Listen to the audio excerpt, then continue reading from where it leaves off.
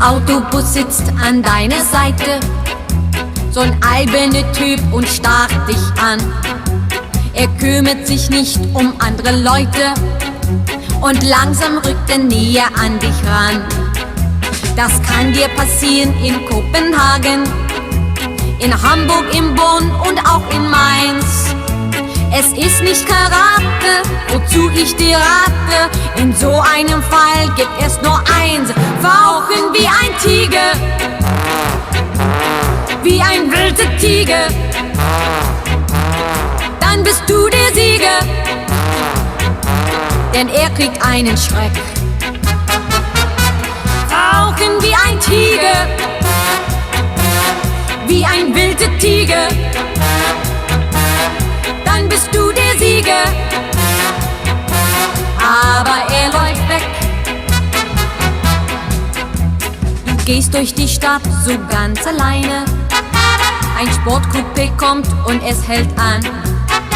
Ein Playboy steigt aus und sagt: Na Kleine, ob ich dich wohl nach Hause bringen kann. Das kann dir passieren in San Francisco, in Brüssel, in Rom und in Seoul. Es ist nicht Karate, wozu ich dir rate. In so einem Fall macht man es so: Fauchen wie ein Tiger, wie ein wilder Tiger. Dann bist du der Sieger, denn er kriegt einen Schreck. Doch einmal da kommt für dich die Stunde, den eine bringt dir das große Glück. Und dann sagt er wie aus einem Munde: Du bist die Liebe auf den ersten Blick. Das kann dir passieren im November, im Juli, im Mai und im August.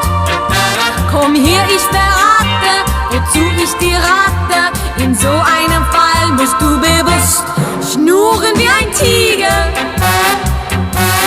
wie ein zahmer Tiger. Dann ist er der Sieger, der große Beute macht. Schnurren wie ein Tiger, wie ein zahmer Tiger. Dann ist er der Sieger, dem die Liebe lacht.